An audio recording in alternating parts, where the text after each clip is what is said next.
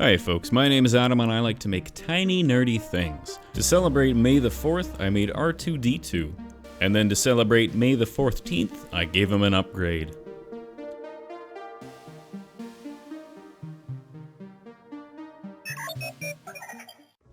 I wasn't entirely sure how to tackle a fully clay robo body, but I figured I'd go about it in the same way I do everything. With a block of wood and an armature and random blobs of clay until I kinda get an idea of what the hell I'm doing. I like to approach sculpting in much the same way I approach life, in that I fail my way into something that kinda works, then pretend like it was my plan from the get-go. I think it's called Texan sharpshooting. I have no idea what I'm doing. At any rate, I started by laying down a thin layer over some chicken legs and giving it fancy little high heels so that I can build up some robo feet with a little gap in the middle. I think it looks neato and it's appropriately robotic. I don't really have a plan for this, and it becomes increasingly more apparent as this video goes on, because I remove parts, then add them back in, then remove them, and then add them back in until I'm somewhat happy with what I've ended up with. This past week I was playing a lot of Titanfall and a lot of Metro Exodus, and there's definitely influence in the final design. So if by the end of this you think, this has a weirdly post-apocalyptic Russian-inspired MechWarrior vibe to it, well now you know why. And once I'm happy with how my legs look, I'll start adding in all the details. Again, there's no plan here, I'm just going to start poking and prodding until it starts to look a little bit more like the well-muscled legs you'd expect of a certain cylindrical droid. I've cut up some varying lengths and thicknesses of my armature wire to serve as little pipes and cables running along the legs. I don't know what purpose they serve, but Star Wars has taught me that function should never come in the way of design, so if you want to stick random knobs and cables and pipes on your sculpture, you go right ahead and do it. I'm going to do the same thing to the legs by adding random straps and little bits and pieces, and then a couple little pipes down at the bottom. I'll use one of the leftover discs from last week's build to make the torso connection, then I can get cracking on the upper legs, and I wasn't sure how to make a realistic looking connection between the legs and the torso, so I just made a somewhat ball-socky looking dealie, then jammed a bunch of wires and pipes in there. Remember, form over function is this week's theme. A quick side note from the editor, all these little details are awesome and really help sell the whole piece, but at some point, some poor sucker is going to have to paint all these little impossible to reach details, and he's going to be mad at whoever designed this thing. And then once I've got my thunder thighs in place and my ample quads installed, I can start adding more of the random details into the flat surfaces. If you're ever building something made out of metal and you don't know how to give it that I'm made out of metal look, just add rivets. Rivets are always the right choice, and rivets are like the black wash of the sculpting world. They take no skill to add, but they make it seem like you know what you're doing. Now at this point I'm finally ready for my first bake, and I can flip my legs upside down to get access to its robo butt. Now unless you're a special kind of weirdo, you won't really see this part, but I did add some various greeblies underneath just in case. I hate to yuck on anyone's yum, and if checking out robo butts is your thing, don't worry, I've got you covered. Again, I was unsure how best to connect the torso to the legs, so I decided to add a stylish metal skirt complete with the requisite rivets and a roll bar in the front. Why a roll bar? Why not a roll bar? Remember people, form over function. For the back, I done made a big brain move and attached the rivets and metal plates before adding them onto the model, but unfortunately this stroke of brilliance was a one-off, and throughout the rest of the process I decided to work in increasingly awkward and questionable ways. For example, despite having just congratulated myself for doing the detail work before adding the metal underwear, here I am adding bullet holes and battle scars the awkward way. However, with those final details finished, the legs are done and we're on to making R2's arms. The general shape will get built up in much the same way as the legs, gradually adding more blocky sections on until I'm adding random bits of wire smooshed in so that I have something to get mad about when it comes to painting. And it's just a case of adding random circles, rectangles, and squares until you've got yourself a robo-elbow brace. Then some more rectangles and circles to make the shoulder girdle, and it's time for the detail work. For the details, I wanted to stick with the rectangles and rivets theme since it's easy to replicate and very much on brand for R2D2. Then a couple more randomly placed tubes and wires, and R2 is ready to go from awkward nerdy kid to roided up robo beefcake. Now, I kid you not, it took me damn near 4 hours to figure out how to attach his arms to his goddamn body. It took me almost as long to not accomplish anything as it did to make the arms in the first place. Eventually, I opted to go with a less is more approach and just drilled some holes for magnets. This actually worked out brilliantly because not only are they closer to the body, but they allow for a surprising amount of mobility, which means that R2's karate chop game is on point. But you can't karate chop without hands. Otherwise, it's a karate bludgeon, and that's an entirely different set of skills. So his hands are going to be a slab of clay stuck onto his arm nub. Then I'll make a few fingers out of clay and add the necessary greeblies. The hands are a perfect showcase of just how imaginative I am. Instead of 4 fingers, he's only got 3. I know, where do I come up with this stuff? The finishing touches will be adding a bit of variation to the left and right arm. The right arm is going to get, this thing. It's a random metal plate with holes in it. I don't know what it does, and I'm not sure why it's there, but it looks kind of cool, and it's a nice big surface to paint on. And then the left arm is going to get a sweet shoulder pad to match his fancy metal skirt. And with the magnets attached, that is his body finished and ready for the first coat of paint. Now last week I showcased my anti-cancer airbrush booth, and a lot of people asked me in the comments about where I got it and what it does, so I'll put a link in the description below. But as far as the airbrush is concerned, the only thing I'm using it for is to give the entire surface an even coating of white primer. Then I could start painting random sections blue. It was a bit of a balancing act, trying to add enough color here to make it interesting, but not making it too blue. R2's got a pretty minimal color scheme, and I wanted to stay relatively true to the original design. Except, you know, for the huge arms and legs. So after about 176 coats of blue to get a nice even coverage, I'll add some silver to, well, anywhere I wanted, really. Mostly I just wanted to break up some of the stark white without adding any extra color in, so silver was a nice option for a lot of the gears and joints. I also repainted his hands in a gunmetal gray, and I think this really helps him stand out and look a little more robot-y and a little less astronaut-y. And then we're on to my favorite part, which is meticulously painting all those stupid tubes and wires I cleverly crammed into every corner of the stupid robot. Now R2 has a couple of tubes on his original leg wheelie dealies, and they're sort of an orangish color, so I figured that that would work really well with the blue and the white.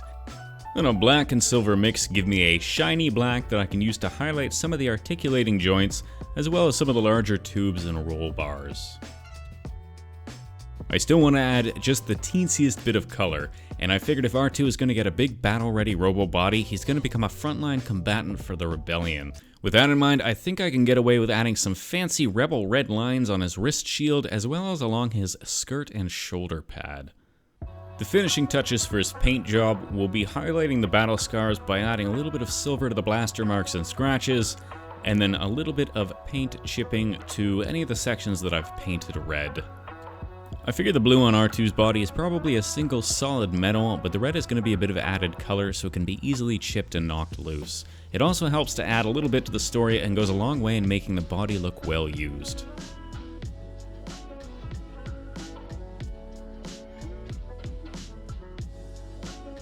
I'm then ready to add a high gloss varnish to any of the blue or silver sections. I did the same thing to R2's body when I made it last week, and it really helps to highlight those sections. It also works beautifully when it comes to applying the washes, since they tend to slip off the surface of the varnish and find their way into the cracks a lot more naturally. Speaking of washes, I'll start with a thinned down black wash and apply it only onto the cracks and rivets. This will work wonders for bringing those details out, especially on the white sections of the body. Then a liberal wash of a very thinned out sepia will give the entire body a very weathered look. Now, I had wanted to keep the weathering on the limbs similar to the weathering on the torso, but I have a tendency to overdo the weathering since it's just so much fun. Weathering is like the flock of the painting world. Because it's so much fun, last week when I did the weathering on the torso, I went a little ham on it, so in an effort to match it this week, I went a bit more ham, and ended up going way heavier with the weathering than I had originally wanted. But same as before, a little strategic touch-up, and it's easy enough to bring that base coat back. And with the painting finished, I'm ready to get cracking on the base. I wanted to carry over the exciting story from last week's build, so I decided to make some more stairs. But this time, R2 is going to be standing triumphantly over the mangled corpse of his rival, which means the first step is making some stairs. So I've rolled out some clay and used some armature mesh to give it a nice graded texture, then I'll chop it into equally sized pieces. Just making stairs is a bit boring, however, so I'm going to break out my big box of foam offcuts. And once I've got a few choice cuts of Primo XPS, I'll break them down to a couple different sizes. The smaller ones will function as bricks, while the larger ones can be cut down into cinder blocks. Now, texturing foam is the tits. You take the loudest container you can possibly find, add your bricks, then you get some rocks and add your rocks, and then you shake it up.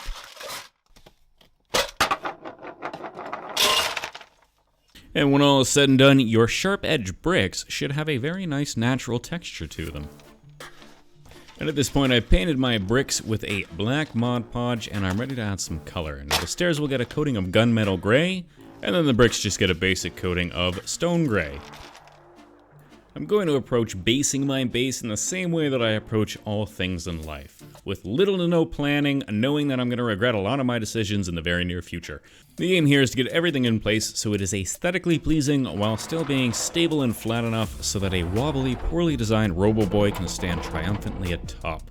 To spruce things up and keep it exciting, I'm using some of the wire mesh and chunks of foam on an armature wire to simulate rebar. And once I'm happy with how everything looks, it's time to add the dirt and sand. Now, plaster would be a great option, but ain't nobody got time for that stuff to cure, so I'm gonna use crack filler. I want to avoid having to paint once the base is down, so I'm going to get the smallest possible mixing pot I can find and stir in a little bit of brown paint until I have a weirdly delicious looking paste. Then I will slowly and meticulously add it into all the cracks and gaps between the debris that I have already glued down. Now at this point you may be asking, why didn't you do this first, then add the broken stairs? Well, I mean, I already established that I don't plan good, and this is the result of that. But this wasn't the only stupid thing I did. I also got excited and realized that I forgot to add a wash, so now I need to apply a black wash to everything without getting it on the dirt. Once the wash is dried and the base is cured, I'm ready to add the final top of sand, or in my case, grout. So I will apply a thinned out Mod Podge wherever I want the grout to fall, and then carefully apply it, avoiding the metal sections.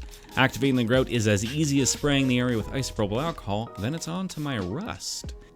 To add the rust, I'll apply varying degrees of rusty orange colors using a stippling motion, then top coat the rust with a rusty dusty orange pigment. You can lock the pigment in place using hairspray, which will both keep it in place and make the diorama smell wonderful. Then the absolute final step will be adding tiny tufts of grass. I don't know why tiny tufts of grass are growing between these broken stairs, but I like how they look, so in they go. And with that, we're on to our glamour shots.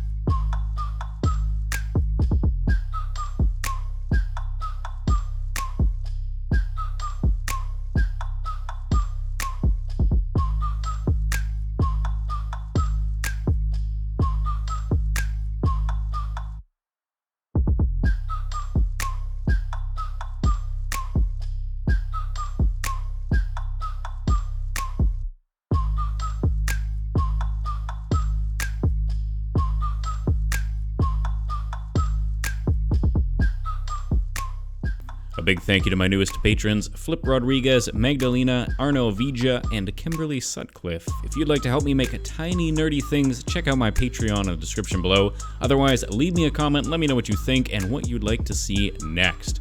Now is also a great time to subscribe if you haven't done so already, and otherwise we'll see you next week. Cheers!